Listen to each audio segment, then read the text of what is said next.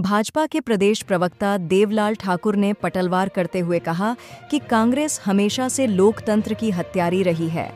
निकाय चुनाव के विषय में भी जैसी शर्मनाक और असंवैधानिक हरकत कांग्रेस ने पिछले चुनाव में की थी, वह उसे देखना चाहिए। जबरन सभी निकायों पर कब्जा कर लिया था, जनता से उसका महापौर चुनने का अधिकार तक छीन लिया था, कानून को गैर कानूनी तरीके से बदलकर इस तरह कब्जा कर लिया था। ठाकुर ने कहा, कांग्रेस किसी मुंह से लोकतंत्र के हत्या की बात कर रही है। क्या चुनाव ने नियम कांग्रेस प्रत्याशियों पर लागू नहीं है? कांग्रेस अपनी राजनीतिक जमीन खत्म होने से घबराई हुई है और उसके प्रत्याशी और कार्यकर्ता हताश हो गए हैं और अपनी हार मानकर घर बैठ गए हैं। देवलाल ठाकुर ने कहा कि भाजपा हमेशा लोकतांत्रिक प्रक्रिया का सम्मान करती है, इसीलिए महापौर अध्यक्ष आदि लोकतांत्रिक ढंग से चुने जाने का जनता का अधिकार बहाल किया है। धमतरी में एक ठेकेदार को ही कांग्रेस ने टिकट दे दिया था। यह नियम विरुद्ध तो है ही, अनैतिक भी है। पहले ठेकेदारों से रिश्वत लेती रही है कांग्रेस, अब उसी पेट नहीं भरा तो खुद ही ठेकेदारी भी करके निगमों का संसाधन लूट लेना चाहती है। जनता इन्हें माकूल जवाब देगी। छत्तीसगढ़ में इस खरीफ सीजन में भी धान की रिकॉर्ड खरीदी हुई है।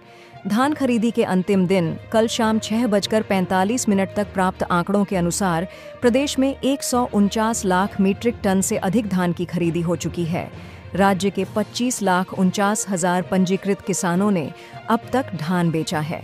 धान खरीदी के एवज में किसानों को बैंक लिंकिंग व्यवस्था के तहत 31,089 करोड़ रुपए का भुगतान किया गया है। गौरतलब है कि पिछले वर्ष 14.92 लाख मीट्रिक टन धान की खरीदी हुई थी। खाद्य विभाग के अधिकारियों ने बताया कि धान खरीदी के साथ साथ कस्टम मिलिंग के लिए तेजी के साथ धान का उठाव किया जा रहा है। अभी तक 121 लाख मीट्रिक टन धान के उठाव के लिए डीओ और टीओ जारी कर दिया गया है, जिसके विरुद्ध 1 करोड़ लाख मीट्रिक टन धान का उठाव हो चुका है। गौरतलब है कि राज्य सरकार द्वारा इस खरीफ वर्ष के लिए 27.78 लाख किसानों द्वारा पंजीयन कराया गया है। इसमें 1.59 लाख नए किसान शामिल हैं।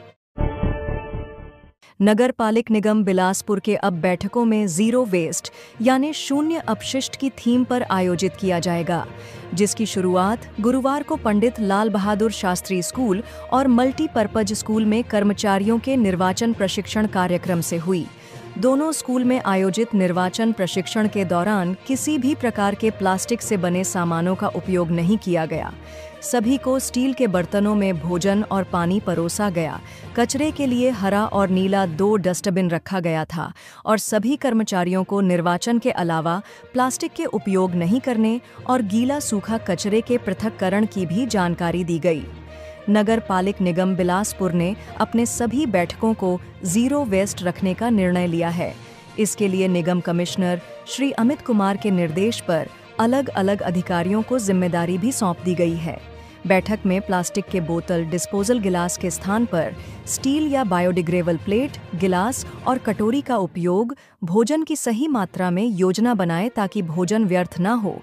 अपने अधीनस्थ स्टाफ एवं मेहमानों को कचरा सही डस्टबिन में डालने हेतु प्रोत्साहित करने के निर्देश दिए गए हैं।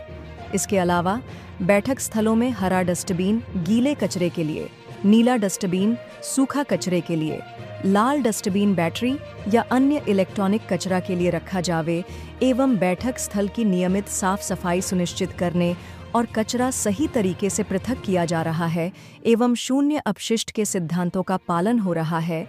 इस संबंध में ग्रीन टीम का गठन कर कार्यवाही करने के निर्देश दिए गए हैं।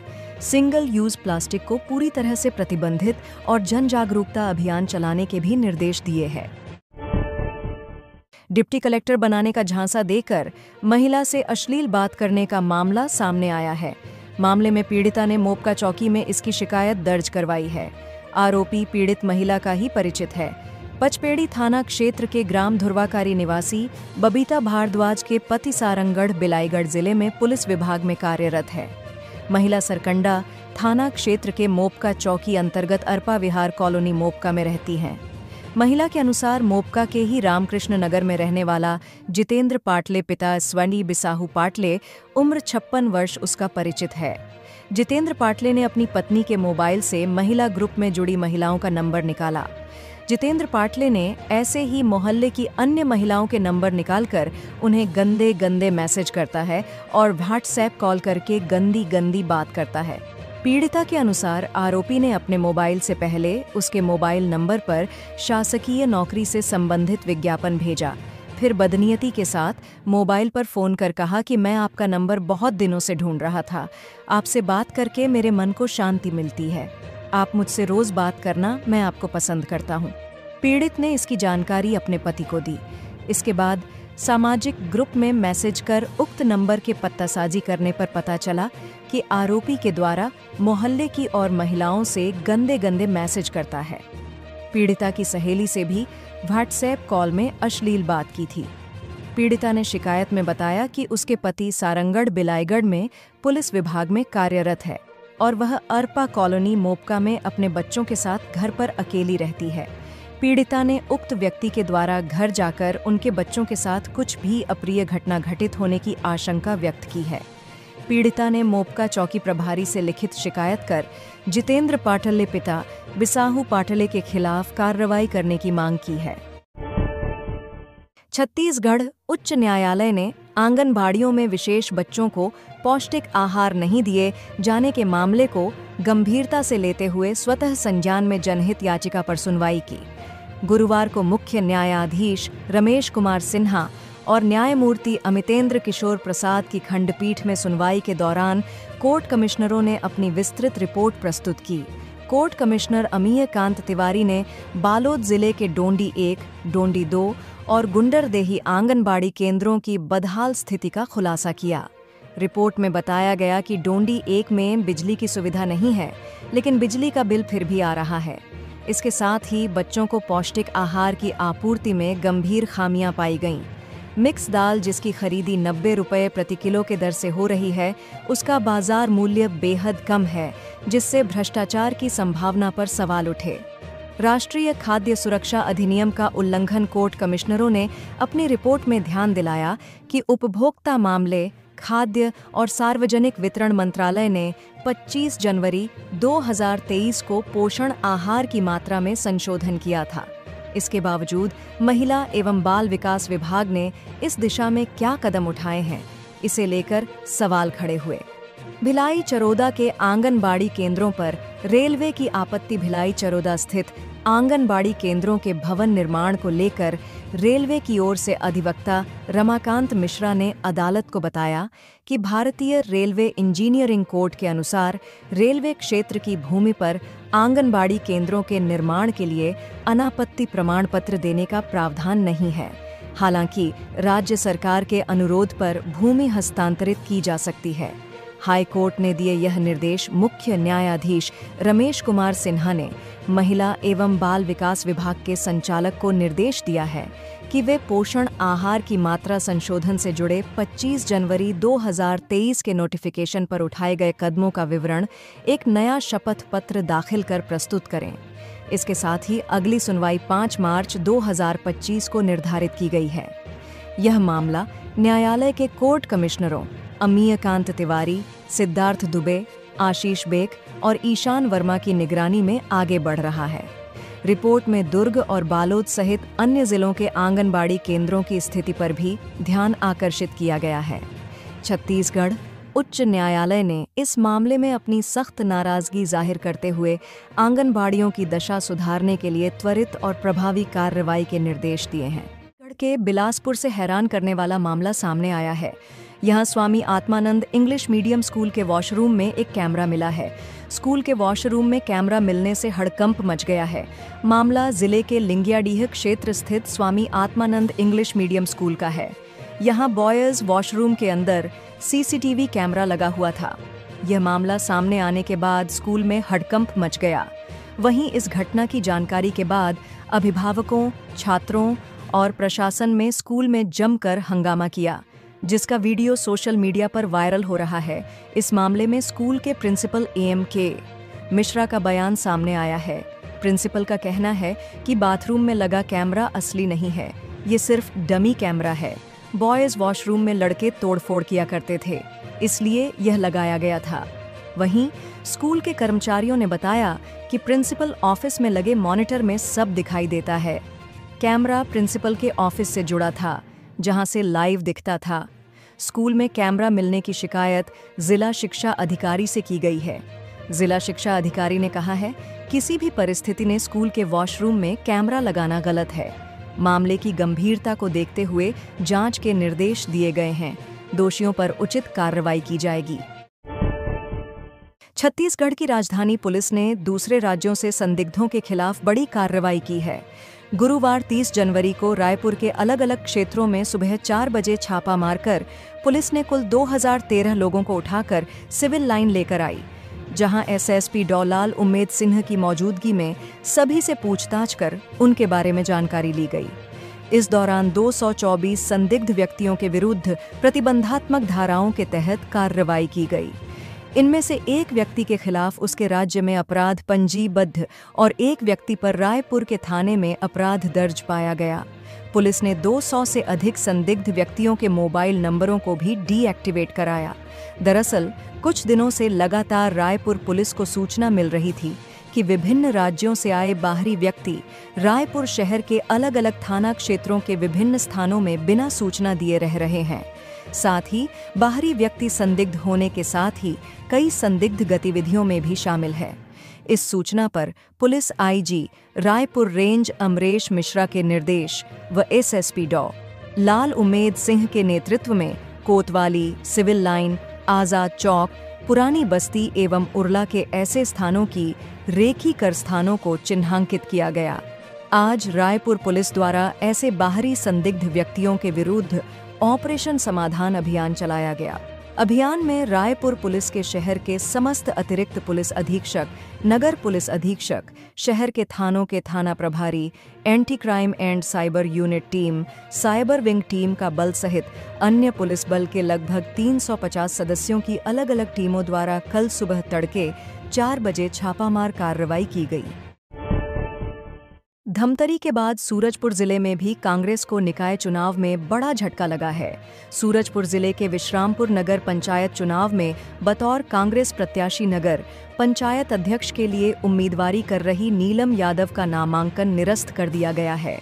जाति प्रमाण पत्र निर्धारित फॉर्मेट में जमा नहीं होने के चलते उनके अलावा 2 अन्य निर्दलीय प्रत्याशियों के भी नामांकन निरस्त कर दिए गए हैं। इससे भाजपा के लिए जीत की एकतरफा स्थिति बन गई है। वहीं नामांकन निरस्त होने के बाद कांग्रेस दूसरे प्रत्याशी को समर्थन दे सकती है।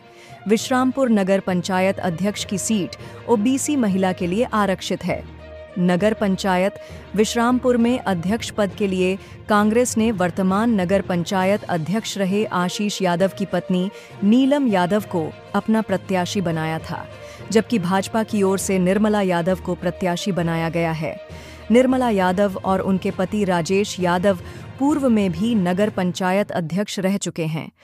आज बुधवार को प्रमाण पत्र की समीक्षा के दौरान returning officer SDM Shivani Jaiswal ने कांग्रेस की अधिकृत प्रत्याशी नीलम यादव और 2 अन्य निर्दलीय प्रत्याशियों का नामांकन निरस्त कर दिया।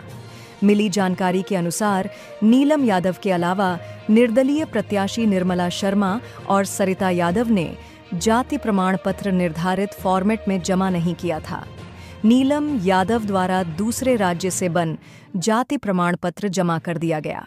निर्धारित फॉर्मेट में जाति प्रमाण पत्र जमा नहीं करने की शिकायत भाजपा प्रत्याशी निर्मला यादव द्वारा रिटर्निंग ऑफिसर से की गई थी। शिकायत पर returning officer Surajpur SDM Shivani Jaiswal ने कांग्रेस की प्रत्याशी नीलम यादव, निर्दलीय प्रत्याशी निर्मला शर्मा तथा सरिता यादव को नामांकन के साथ ही जाति प्रमाण पत्र की जमा करने के लिए गुरुवार 3 बजे तक का समय दिया था। आज नामांकन पत्रों की समीक्षा कर स्क्रूटनी रिटर्निंग ऑफिसर द्वारा की गई। इस दौरान कांग्रेस की अधिकृत प्रत्याशी नीलम यादव तथा 2 निर्दलीय प्रत्याशियों के द्वारा निर्धारित फॉर्मेट में जाति प्रमाण पत्र जमा नहीं करने पर तीनों का नामांकन निरस्त कर दिया है। नामांकन निरस्त होने के बाद भाजपा की अधिकृत प्रत्याशी निर्मला यादव के लिए जीत की राह आसान हो गई है। वहीं अपनी अधिकृत प्रत्याशी का नामांकन निरस्त होने के बाद कांग्रेस अपनी रणनीति बदलकर अन्य प्रत्याशी को अपना समर्थन दे सकती है। मिली जानकारी के अनुसार नीलम यादव के स्थान पर शकुंतला सोनी को कांग्रेस अपना प्रत्याशी घोषित कर सकती है या फिर अप्रत्यक्ष समर्थन दे सकती है। शकुंतला सोनी ने भी कांग्रेस की टिकट की चाह में कांग्रेस प्रत्याशी के रूप में नामांकन दाखिल किया था। छत्तीसगढ़ हाईकोर्ट के चीफ जस्टिस रमेश सिन्हा की division bench cash for job मामले में महत्वपूर्ण फैसला सुनाया है।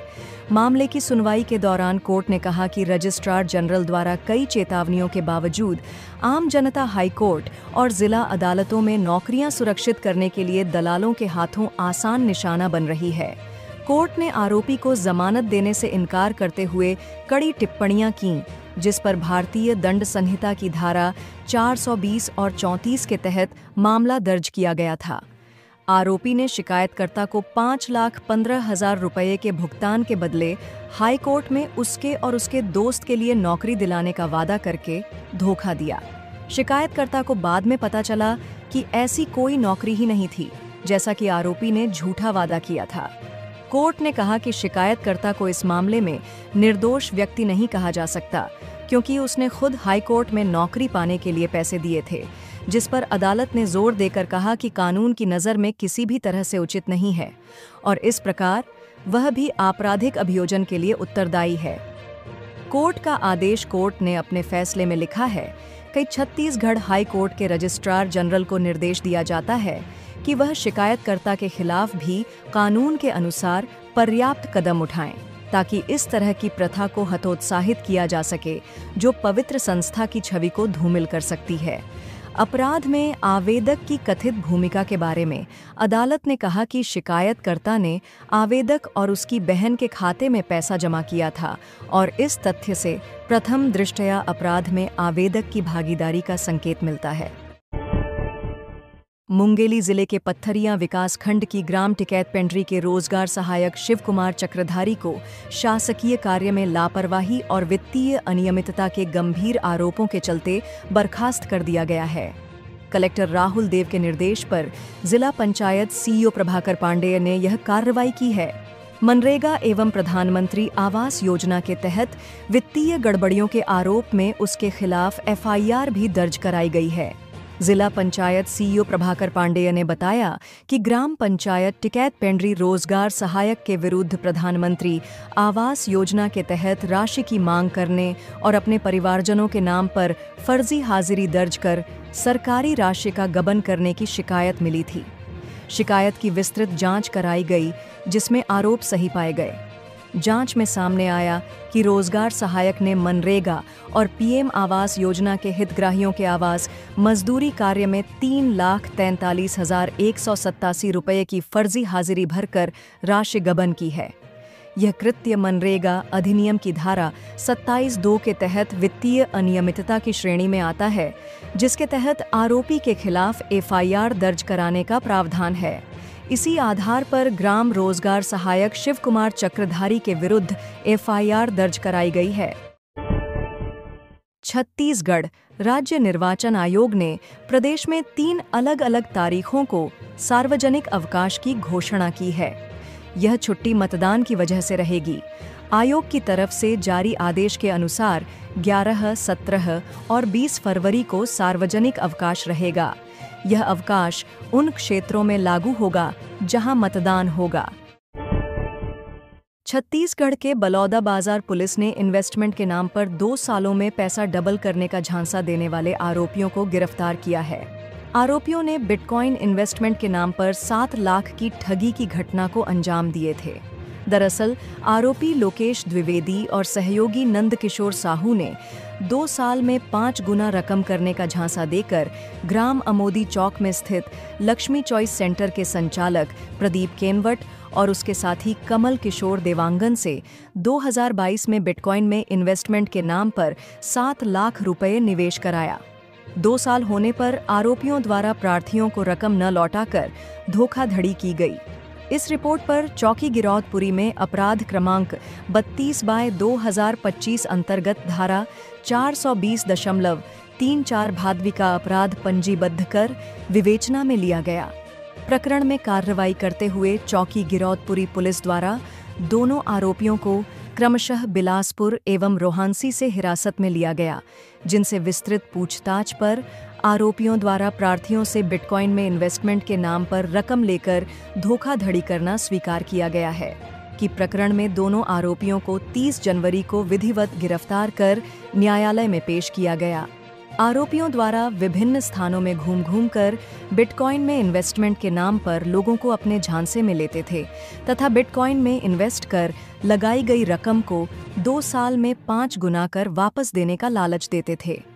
एसएसपी विजय अग्रवाल ने लोगों से अपील की कि किसी भी प्रकार के लोक लुभावने, स्कीम वाले प्रलोभन या लालच में आकर इस प्रकार से अपने पैसे इन्वेस्ट न करें। वर्चुअल करेंसी प्राप्त करने, रकम दुगना पर वापस करने जैसी स्कीम एवं इस प्रकार का लालच देकर ठगी करने वाले लोगों से हमेशा से सावधान रहे। आरोपियों के नाम एक लोकेश द्विवेदी उम्र 30 साल निवासी कटघोरा जिला कोरबा, 2 नंदकिशोर साहू उम्र 35 वर्ष निवासी ग्राम रोहांसी थाना पलारी।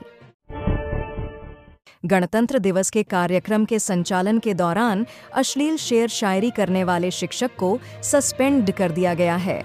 शिक्षक ने शेर शायरी के दौरान वीडियो वायरल करवाकर सोशल मीडिया में वायरल भी किया था। मामले में डीपीआई ने जांच कर शिक्षक को तत्काल प्रभाव से निलंबित कर दिया है। नीचे पढ़ें जारी आदेश में क्या कुछ लिखा है। कार्यालय जिला शिक्षा अधिकारी मुंगेली के पत्र क्रमांक 5416 दिनांक 30 जनवरी 2025 के अनुसार शासकीय उच्चतर माध्यमिक विद्यालय रामहेपुर एन में कार्यरत स्वारथलाल जायसवाल व्याख्याता एल्बिन के द्वारा गणतंत्र दिवस 26 जनवरी 2025 को सांस्कृतिक कार्यक्रम का संचालन करने के दौरान भद्दी भद्दी द्व्यर्थी शेर शायरी बोला गया, जिसका वीडियो बनाकर मोबाइल में वायरल किया गया। जायसवाल का उक्त कृत्य छागे सिविल सेवा आचरण नियम 1965 के नियम 3 के विपरीत गंभीर कदाचरण की श्रेणी में आता है। अतः छत्तीसगढ़ सिविल सेवा वर्गीकरण नियंत्रण तथा अपील नियम 1966 के नियम 9 के उपनियम 1 के अंतर्गत स्वास्थ्यलाल जायसवाल व्याख्याता LB शासकीय उच्चतर माध्यमिक विद्यालय रामहेपुर एन जिला मुंगेली को तत्काल प्रभाव से निलंबित किया जाता है तथा निलंबन अवधि में मुख्यालय कार्यालय जिला शिक्षा अधिकारी मुंगेली नियत किया जाता है। निलंबन अवधि में संबंधित को नियमानुसार जीवन निर्वाह भत्ता की पात्रता संचालक द्वारा अनुमोदित। मुख्यमंत्री विष्णुदेव साय अपने कैबिनेट मंत्रियों के साथ 13 फरवरी को कुंभ स्नान करने प्रयागराज जाएंगे। डिप्टी सीएम विजय शर्मा ने बताया कि इससे पहले पूरा मंत्रिमंडल श्री राम लल्ला के दर्शन करने अयोध्या गया था, अब कुंभ स्नान करने जा रहे हैं। कैबिनेट के कुंभ स्नान के लिए प्रयागराज जाने की खबर सार्वजनिक होने के साथ ही इस पर सियासत शुरू हो गई है। पूर्व मंत्री शिव डहरिया ने कैबिनेट के कुंभ स्नान जाने पर सवाल खड़ा किया है। उन्होंने कहा कि इससे उनके पाप नहीं धुलेंगे। नगरीय निकाय चुनाव में टिकट न मिलने से नाराज होकर निर्दलीय मैदान में उतरे बागियों को मनाने का आज अंतिम मौका है। आज नाम वापसी का अंतिम दिन है। महापौर और पार्षद पद के लिए नामांकन जमा करने वाले आज शाम तक नाम वापस ले सकते हैं। इसके बाद कोई भी प्रत्याशी मैदान से नहीं हट सकता। आज ही प्रत्याशियों की फाइनल सूची प्रकाशित कर दी जाएगी। बता दें कि राज्य के 10 निगम, 49 नगर पालिका परिषद और 114 नगर पंचायत में मेयर और पार्षद के चुनाव की प्रक्रिया चल रही है। 10 नगर निगम में मेयर के लिए कुल 109 अभ्यर्थियों ने नामांकन जमा किया। इसी तरह नगर पालिका परिषद और नगर पंचायतों के अध्यक्ष पद हेतु कुल 816 अभ्यर्थियों ने तथा सभी नगरीय निकायों के पार्षद पद के लिए कुल 10,776 अभ्यर्थियों नामांकन दाखिल किया। नामांकन जमा करने वालों के कई भाजपा और कांग्रेस के बागी भी हैं। दोनों ही पार्टियां अपने बागियों के मनाने के प्रयास में लगी हुई हैं।